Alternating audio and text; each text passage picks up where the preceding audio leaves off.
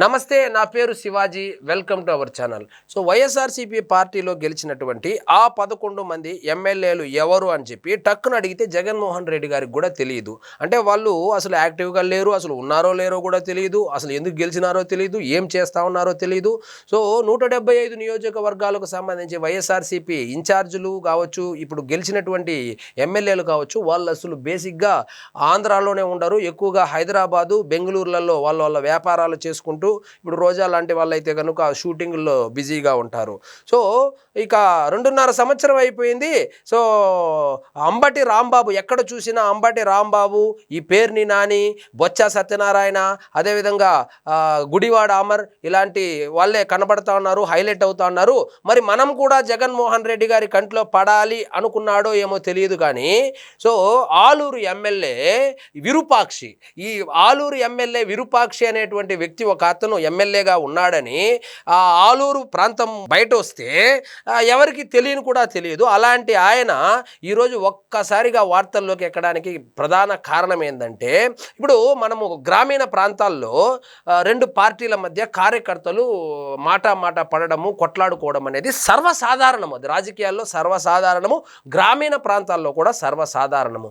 So మొన్నెప్పుడో YSRCP కార్యకర్త మరియు తెలుగుదేశం కార్యకర్త వాళ్ళిద్దరూ ఫోన్లో ఏదో మాట్లాడుకున్నారని, దూషించుకున్నారని చెప్పి ఒక చిన్న రచ్చగా స్టార్ట్ అయినటువంటి ఈ గొడవ ఇప్పుడు మొత్తం 15 మంది మీద కేసులు పెట్టి ఒక ఎమ్మెల్యేని రిమాండ్కు పంపించేటువంటి అంత పెద్ద కేసుగా మారడమే కాకుండా రాష్ట్ర వ్యాప్తంగా సంచలనంగా మారింది.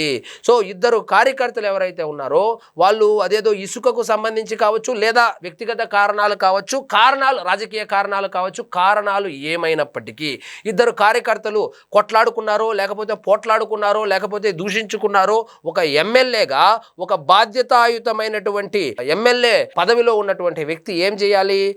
ఇద్దరిని పిలిచి మాట్లాడాలి. ఏదైనా వాళ్ళిద్దరి మధ్య ఏదైనా గొడవ ఉంటే అరే నేను ఇట్లా కాదు అట్లా అని చెప్పి మాట్లాడాలి కదా.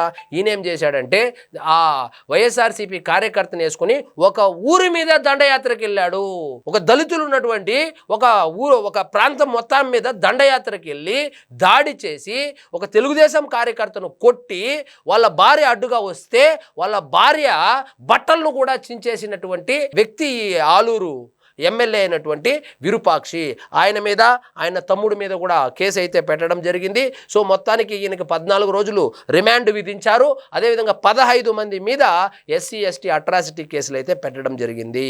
అంటే నేను కూడా ఒకడున్నాను, నా పేరు విరూపాక్షి, నేను ఆలూరు ఎమ్మెల్యే అని చెప్పుకోవడానికి ఆయన ఒక్కసారిగా ఈ గొడవని కేంద్ర బిందువుగా చేసుకొని ఎదగాలనుకున్నాడేమో తెలియదు కానీ, చిన్నపాటి గొడవను ఎక్కడి వరకు తీసుకెళ్ళాడు అంటే ఒక ఊరి మీద దాడి చేసి, బండ్లు తగలబెట్టి, బండ్లు నాశనం చేసి, ఇండ్ల మీద, ఆడోళ్ళ మీద, తెలుగుదేశం పార్టీ కార్యకర్తల మీద దాడి చేసే అంతగా దాన్ని ఒక గొడవను చిలికి గాలివానగా మార్చి దాన్ని ఇప్పుడు కోర్టు వరకు తీసుకుని వెళ్ళడం అయితే జరిగింది. దీని మీద జగన్మోహన్ రెడ్డి గారు ఒక ట్వీట్ వేశారు. సపోర్ట్గానే వేశాడు అనుకోండి. ఏం వేశాడో చూద్దాం రండి. నారాసుర పాలనలో పరాకాష్ఠకు అరాచకం. అసలు అరాచకం చేసింది ఎవరు? ఫోన్లో ఇద్దరు స్నేహితులు, లేకపోతే ఇద్దరు కార్యకర్తలు, 2 పార్టీలకు సంబంధించినటువంటి కార్యకర్తలు దూషించుకుంటే ఒక బాధ్యతాయుతమైనటువంటి ఎమ్మెల్యే ఏం చేయాలి? మందలించాలి, భయపెట్టాలి, బెదిరించాలి.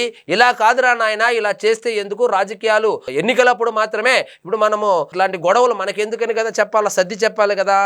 మరి ఎమ్మెల్యే ఏం చేశాడు? ఒక గ్యాంగ్ని వేసుకొని ఒక ఊరి మీదకే దాడికి వెళ్ళినటువంటి వ్యక్తిని వెనకేసుకుని వస్తున్నాడు. సో ఇక్కడ చూడండి, చంద్రబాబు గారు రాష్ట్రంలో ఇవాళ ఏం జరుగుతుంది? దాడి చేసిన వారు అధికార పార్టీ వాళ్ళైతే వారికి రక్షణ, దాడికి గురైన వారు వైఎస్ఆర్సీపీ వాళ్ళైతే వారిపై కేసులా? అసలు దాడి చేసింది ఎవరు? దాడి చేయించుకునింది ఎవరు? అసలు నీకు ఏం తెలుసు? నువ్వు ఎక్కడో యలహంకలో కూర్చొని ఆ సాక్షి పేపర్లో వచ్చేదో, లేకపోతే ఆ సజ్జల రామకృష్ణారెడ్డి చెప్పేదో విని ఈ విధంగా ట్వీట్ వేస్తే అసలు నిన్ను ఏమనాలి? ఏం అర్థమే కావడం లేదు. చంద్రబాబు గారు నేను సూటిగా అడుగుతున్నా, ఆలూరు బీసీ ఎమ్మెల్యే, బీసీ యాడ్ నుంచి వచ్చింది మధ్యలో, ఆడ దెబ్బలు తినింది ఎవరో తెలుసా? ఎస్సీలు. అంటే నీకు బీసీలు పోయి ఎస్సీలను కొట్టచ్చని చెప్పి మెసేజ్ ఇస్తా ఉన్నావా? దెబ్బలు తినింది ఎస్సీలు. సో ఆయన వీళ్ళు వెళ్ళి బట్టలు చించింది ఒక ఎస్సీ మహిళకు.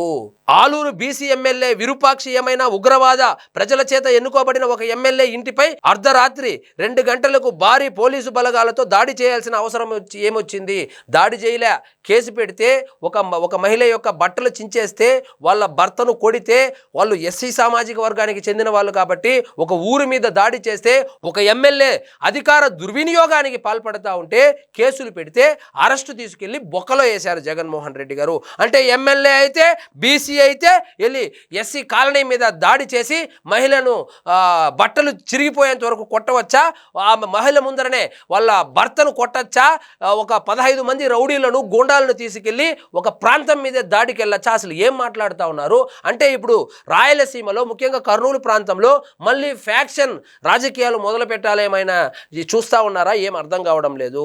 అసలు ఎవరు కొట్టారు, ఎవరిని కొట్టారో తెలుసుకోకుండా, అసలు ఏం జరిగిందో తెలుసుకోకుండా ఈ విధంగా ట్వీట్ వేయడం అనేది ఎంతవరకు సమంజసమో నాకైతే అర్థం కావడం లేదు. సో ఇంటి తలుపులు బద్దలు కొట్టి ఎమ్మెల్యే విరూపాక్షిని ఆయన కుమారుడు అక్కడికి వెళ్తాడు, మన సీదిరి అప్పలరాజు దగ్గరికి వెళ్తాడు. 18 సంవత్సరాల పాలు తాగే కుర్రోడు ఒక దారిన పోయే దానయ్యను గుద్దేస్తే తప్ప అంటాడు. ఇక్కడికి వస్తాడు ఒక బీసీ ఎమ్మెల్యే ఎస్సీ వాళ్ళను కొడితే తప్ప అంటాడు. అంటే ఏం మాట్లాడుతూ ఏం మెసేజ్ ఇద్దామనుకున్నారు? అసలు మీరు నిజంగా 151 సీట్లు ఎలా గెలిచారు? మీరు 5 సంవత్సరాలు ముఖ్యమంత్రిగా ఎలా చేశారు అని చెప్పి ఇప్పుడు అందరికీ అనుమానాలు వస్తుంది జగన్మోహన్ రెడ్డి గారు. చిప్పగిడి మండలం ఇంకంతా సొల్లంతా చెప్పుకున్న ఎమ్మెల్యేను సీసీ ఫుటేజ్, హార్డ్ డిస్కులు తీసుకెళ్లారు. ఇవన్నీ ఇంకా ఇదంతా చెబుతూ మళ్ళా పులిహోర కలిపినాడు. శ్రీకాకుళం జిల్లాలోనూ ఇదే రకంగా అరాచకం చేస్తున్నారని చెప్పి సీదిరి అప్పలరాజు యొక్క వ్యవహారము తెర మీదకు తీసుకొచ్చాడు. సీదిరి అప్పలరాజు వ్యవహారంలో సొంత పార్టీ కార్యకర్తలు, సొంత పార్టీ నాయకులే గాండ్రించి ఉమ్ముతా ఉంటే కూడా పట్టించుకోకుండా అడ్డగోలుగా ఒక నిందితుడిని, అంటే బాధితుల తరపున నిలబడాల్సినటువంటి ఒక మాజీ ముఖ్యమంత్రి, ఒక పార్టీ నడుపుతున్నటువంటి అధ్యక్షుడు నిందితుడి వైపు నిలబడడం ఏంటి అని చెప్పి సొంత పార్టీ కార్యకర్తలే సోషల్ మీడియా వేదికగా అడుగుతూ ఉంటే దాన్ని పట్టించుకోకుండా మళ్ళా పులిహోర కలిపినాడు. మళ్ళా బీసీ నాయకుడు అంటే బీసీ నాయకుడు అయితే ఎస్సీల మీద దాడి చేయొచ్చు, బీసీ నాయకుడు అయితే ఒక యాదవ సామాజిక వర్గానికి చెందినటువంటి గొర్రెల కాపరిని బండితో గుద్ది చంపేయచ్చునా? ఇక్కడ చూడండి, ఇంకోటి గుంటూరు ఈస్ట్ మాజీ ఎమ్మెల్యే షేక్ మహమ్మద్ ముస్తాఫా అంట. షేక్ మహమ్మద్ ముస్తాఫా కొడుకు ఏం చేశాడో తెలుసా? కిడ్నాప్ చేశాడు. అంటే మైనారిటీ, ఇక్కడ మైనారిటీని రాసినాడా లేదా? మాజీ ఎమ్మెల్యే షేక్ మొహమ్మద్ ముస్తాఫా ఆయన కుమారుడుపై ఇదే కక్ష సాధించారు. ఎట్లాగో ఇక్కడ మైనారిటీ అని రాయలేదు, ఎందుకంటే మాజీ ఎమ్మెల్యే కాబట్టి ఏమన్నా మైనారిటీ అని రాయలేదేమో తెలియదు. కానీ ఆయన కొడుకు ఏం చేశాడు అంటే కిడ్నాప్ చేశాడు. కిడ్నాప్ చేసిన ఆయన కూడా ఏం చేయకూడదంట. సో జెన్జీ చూస్తూ ఉందంట. జెన్జీ చూస్తూ ఉంది కాబట్టి నీకు ప్రతిపక్ష హోదా కూడా లేకుండా చేసింది, అది వేరే విషయము. సో ఇప్పుడు ఈయన ప్రస్తావించినటువంటి ముగ్గురు, విరూపాక్షి కావచ్చు, అదేవిధంగా సీదిరి అప్పలరాజు కావచ్చు, మొహమ్మద్ ముస్తాఫా కావచ్చు, వీళ్ళు ముగ్గురు ఏం చేశారని చెప్పి మీరు చెప్పినట్లు ఒక జెన్జీనే కాదు, రాష్ట్ర ప్రజలు మొత్తం గమనిస్తూ ఉన్నారు. అంటే మీరు ఏం చేసినంటే వైఎస్ఆర్సీపీ పార్టీకి సంబంధించినటువంటి నాయకులు ఎవరిని కొట్టినా కొట్టించుకోవాలి, ఎవరిని బండితో గుద్దినా గుద్దించుకోవాలి, ఎవరి బట్టలు చించినా చింపించుకోవాలి. ఏం మాట్లాడుతూ ఉన్నారు మీరు? అంటే ఏమన్నా స్పెషల్ రిజర్వేషన్ ఏమైనా ఉందా? వైఎస్ఆర్సీపీ నాయకులు అంటే గూండాలు, రౌడీలు, ఫ్యాక్షనిస్టులని ముద్రేసేసి వాళ్ళు ఏం చేసినా జనాలు చూస్తూ ఉండాలి, చట్టం చేతులు కట్టుకొని కూర్చోవాలా? ఏం మాట్లాడుతూ ఉన్నారు సార్ మీరు?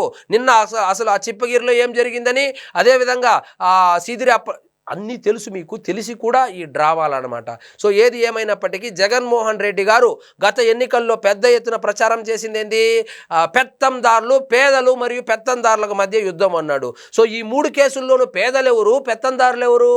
సో ఒక ఎమ్మెల్యే రౌడీలను, గూండాలను వేసుకొని 15 మంది అనుచరులను వేసుకొని ఒక గ్రామం మీద, ఒక వాడ మీద యుద్ధానికి వెళ్తే ఇక్కడ ఎవరు పెత్తందారులు, ఎవరు పేదవాళ్ళు? అదేవిధంగా ఒక గొర్రెల కాపరిని ఒక డబ్బున్నటువంటి డాక్టర్ కొడుకు, మాజీ మంత్రి కొడుకు ఒళ్ళు బలిసి బండి తోలుకొని వెళ్ళి గుద్ది చంపేస్తే ఇక్కడ ఎవరు పేదవాడు, ఎవరు పెత్తందారు? అంటే పెత్తందారులకు ఒత్తాసు పలుకుతున్నటువంటి మీరు నిస్సిగ్గుగా గత ఎన్నికల్లో పేదలకు పెత్తందారులకు మధ్య ఏదో యుద్ధం అని ఏదో చెప్పి ఇంకా ఎలా జనాలు నమ్మలేదనుకోండి, అందుకే ప్రతిపక్ష హోదా కూడా కోల్పోయింది. సో జగన్మోహన్ రెడ్డి గారు మరొకసారి నిరూపించుకున్నది ఏమంటే, నేను బాధితుల వైపు నిలబడను, నేను ఎప్పుడు నిందితుల వైపే నిలబడతాను, నిందితులను కాపాడుతాను. వాళ్ళు రౌడీలైనా, గూండాలైనా, ఫ్యాక్షనిస్టులైనా, గుద్ది చంపేసినా, లేకపోతే కిడ్నాప్ చేసినా, లేకపోతే మానభంగం చేసినా, ఏమి చేసినా మా పార్టీ కార్యకర్త అయినా, మా పార్టీ నాయకుడైనా నేను వెనకేసుకొని వస్తానని చెప్పి మరొకసారి ఆయన సోషల్ మీడియా వేదికగా పంచుకోవడం జరిగింది. సో ఇదండి ఈరోజు మన టాపిక్. మీకు ఈ వీడియో నచ్చినట్లయితే లైక్ చేయండి, షేర్ చేయండి, ఛానల్ మాత్రం సబ్స్క్రైబ్ చేసుకోవడం మర్చిపోవద్దు.